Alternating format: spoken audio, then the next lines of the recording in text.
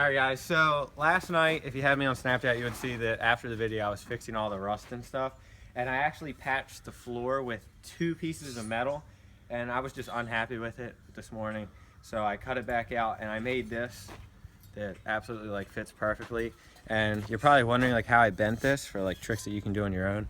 If you just cut through, because when you like try to bend the sheet metal, it kind of like rounds, it's not like a sharp bend.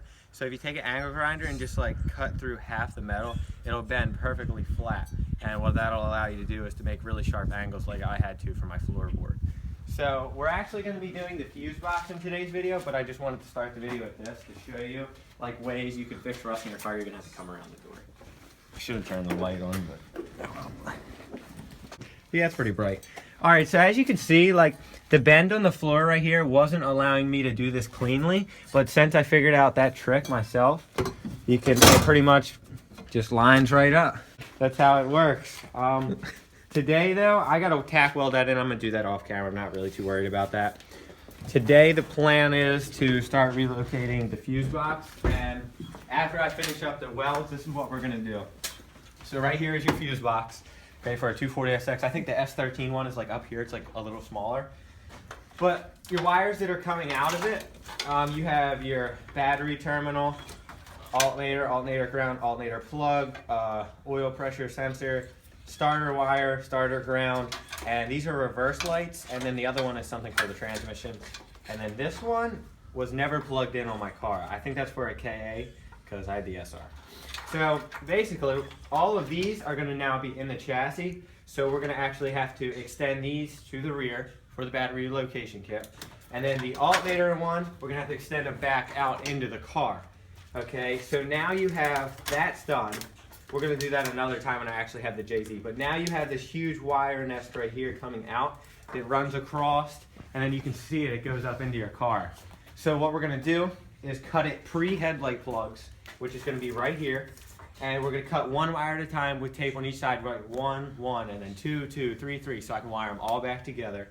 And we're going to pull this wire all the way through the firewall back into the car. And what's going to probably end up happening is basically we're going to end up cutting somewhere around here and getting rid of this whole section, because what we're going to be doing, instead of running the wires from the in-car fuse box or whatever it's hooked up in there all the way around to the fuse box is going to be over there, and the wires are just going to run straight across.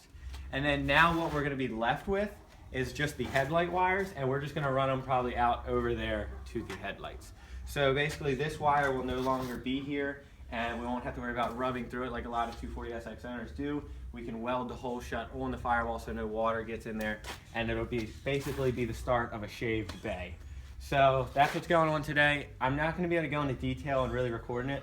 That's why I wanted to go over what's actually going to happen. Basically step by step, I'll just talk to you guys and explain what I'm doing. Guys, it feels so good to do something yourself that like works. I know I got a little bit of rust over there. I'm going to fix that after I tack weld it, but like, look how good. Obviously it has to be pushed back a little bit, like, but look at that. That is so awesome. It looks so cool. I love doing shit myself. Like after it's all said and done, it's going to feel so good. This little bit right here, after I tack weld, I'm just going to bend it down and weld it. All the fancy stuff, all the cool camera angles. All right guys, so I just pulled all the clips off. You got the wire, runs out of the fuse box, across over here, comes over here, goes in the firewall. So one of the things I wanted to do before I went ahead and cut it right here or over here was you got 2 grounds right there, and then you got your headlight wires, as you can see, comes out of here. Okay, and as you can see, you got 2 little black wires that go this way that are probably grounds, and then you have all these wires that go this way. And what was over there was this, and what I wanted to do was take all this off right here, all this, I don't know what it's called, whatever, that protects the wire, just because I wanted to know if the headlight wires went that way, or they went this way, or both, because if they go that way, I want to cut them before they start over here, so I don't have to rewire the headlights themselves, just to make things easier. And then if they go this way, I would cut it way over there. So we're trying to figure that out now. It actually looks like the wires go this way, and then the ground for it is right here. So I'm going to finish that up and I'll let you guys know in a second, and then we'll go ahead and start cutting each one of these wires piece by piece and labeling them and then redoing it inside. Alright guys, so I just pulled it apart, and as you can see, here's the headlight wires, and we got black wires running that way, and then all the colorful wires running this way. So it's the same thing with this. So what I'm going to go ahead and do, just to make it easier, instead of cutting it over there, I'm going to cut over here. And I'm probably going to cut it right about here, if not over here. So that'll allow me to basically extend these wires, that pull it through, and then that'll go across the car, and I'll probably end up shortening it to over here. If not, wiring it directly back up to it how it was, and then just having a little extra wire just to keep it 100%. So yeah, that's what I'm going to go ahead and do. I'm going to go ahead and literally take the tape I bought earlier, right here, blue painter's tape, cut one wire time, bam, and then label on each side of the wire 1, 1, and then cut this one 2, 2, 3, 3, 4, 4. Probably going to go up to like 20 or 30, and that'll be the way to do it. So I'll wire it exactly the same inside the car. Here we go, first cut.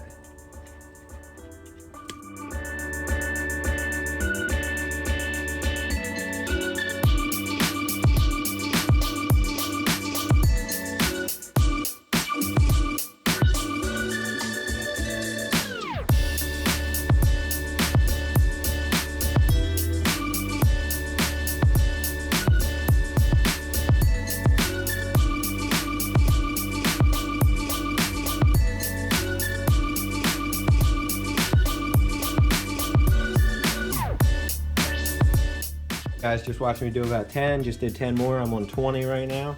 All right, just did wire number 30. Now I'm at 40. Last wire, number 55.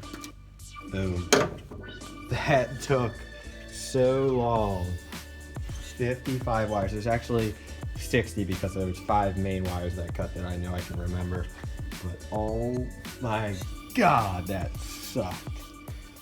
I would pull it out and show you guys me pulling out, but it's not worth it to fuck it up. So I'm going to do it very, very carefully. But wow, that took forever. Guys, I cannot tell you how good it feels to finally have the fuse box out. That took ridiculously long, but it's so going to be worth it in the end.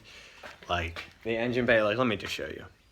Like the engine bay is going to be so much cleaner because I'm cutting out the wheel wells and stuff. Oh, and I'm already stepping on plugs. Okay, I didn't break it. All right, so I definitely got to put that in a safe place. Got to put this whole thing away. But yeah, 55 plus wires. I think it's somewhere around 60. That is crazy, but God, it's getting, look how much cleaner it is, like in the engine bay. So that's good, yeah. As you can see, those are all the wires I cut. Now what I'm basically gonna do is pull this back through. And as you guys can see, the thing I welded in. But pull it back through, and then I'm gonna run the wires. Let me turn this around. I'm gonna run the wires across, and then I'm gonna go ahead and mount the fuse box where the passenger airbag went. All right, so I'm getting ready to pull the wires through the hole in the firewall. And to do that, I gotta remove this fuse box real quick, which is like a couple 10mm bolts, so I can pull it through without like ripping on the tape or anything. I don't want to pull any of the numbers off, so we're gonna go ahead and do that, and then we should be ready to pull it through.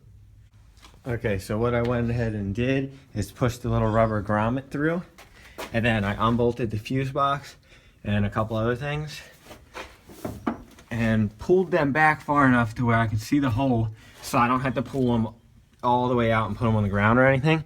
And now I'm gonna pull the wire through the hole over top of this and fold it backwards, and then put this stuff back, and then have the wires go in that way. So I'll show you from out here what we have. This big hole, I'm gonna go ahead and feed it through and then pull it over top. And there it is. So there's the wires completely pulled through. And as you can see, no more wires are here.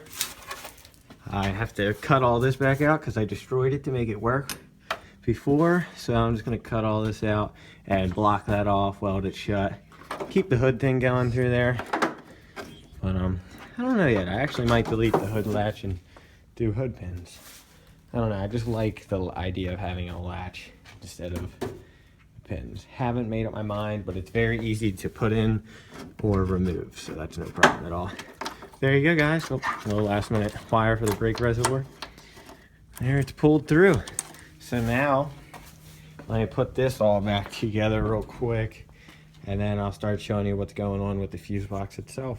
Well, while I was putting this fucking pole in, I accidentally hit it, and I cracked my fucking window. I am so fucking mad right now that I did that.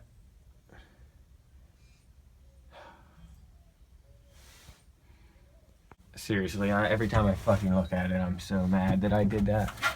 I don't know how to do a fucking window, and I'm probably gonna have to pay someone, and that's just another thing that when this thing runs, I gotta get done. Okay, so the fuse box is basically gonna sit something like that. Sorry, I'm trying to record and hold at the same time. And then there's gonna be like a mount like this. I still got some more things to do. It's gonna sit about just like that. And the mount, so the fuse box is basically gonna sit on the mount, which is gonna be like that. And then of course there's gonna be a little tab welded to this and all that, but you guys basically get the idea. And the reason I do that is so the fuse box will be sitting on there, and if I need to take it out with the dash on, the fuse box will be able to slide off of the mount and drop down here with everything still connected to it besides the mount itself. All right, guys, so that's how it's mounted up, as you can see down there. And if I need to take it off, I can slide it off in the car or pop the cap off with a little maneuvering. Not too big of a deal. I'm gonna do a little more reinforcing, and then I'm gonna go ahead and paint like this whole thing, probably just a primer gray with a clear coat. So as you can see, I have all this extra wiring. I'm gonna do all this off camera because it's the same thing. Basically hook them all back up, just a little shorter so we don't have as much of a jungle in here. And as you can see, all the alternator and starter wires are right on this side, and we're gonna send them back through the firewall in a whole different video when actually we have the JZ. But yeah, guys, that's how you relocate your 240SX fuse box, basically a little lower and farther back than the passenger airbag would be. And now, engine bay is much, much cleaner, even though that's all getting cut out. But if you were gonna like shave the bay and Bondo all this, make it real smooth, that's how you would do it. And then we have to weld that hole in down there. But yeah, guys, it looks good. Definitely pleased with it. I'm just very, very upset that I cracked my window. If anyone out there has an S14 windshield, please let me know. But yeah, there it is, guys. All right, guys, so that's the end of today's video. I didn't test the wiring harness. I'm probably not even going to until the car's pretty much ready to start, because I literally cut one wire and labeled one wire at a time, so it's pretty much dummy proof. There's no possible way I could have screwed it up. So I hope you guys enjoyed this video. I really hope it pushed someone into actually doing this to shave their bay or whatsoever, whatever the idea was, wherever you're looking up this video, or if you're just a part of the channel. I just hope it helped someone out, because this was really something hard to tackle, but it's not hard to do. It's just scary to get into, but it's totally worth it. As you can see, got the fuse box all up in there looking pretty, and the engine bay over here looks great. There's no fuse box. Can't wait to cut it all out and paint it and do all the necessary stuff that I want to do to the car. So I hope you guys enjoyed. Just want to give you a quick I'll give you a quick little sneak peek. New t-shirts coming in. Got the garage sideways, just drifted right there, and on the back it says low cars and street style. I don't know when I'm going to be releasing them yet, because I don't know how I want to do it. If I want to do a giveaway, I might be giving away a Grip Royal steering wheel for a contest, but we will see. So stay tuned for those. Let me know if you guys are interested in them. Leave them in the comments below, but only let me know if you're interested, if you're actually going to buy one. If we do a contest, they're going to be around probably $30 to $40, because you're going to win like a Grip Royal steering wheel if you actually win the contest. And if I'm just going to sell them regularly, it's probably going to be $26 to $28. So let me know in the comments below your sizes and if you're actually interested. So thanks for watching this video, guys. Hope you enjoyed, and we'll catch you next time.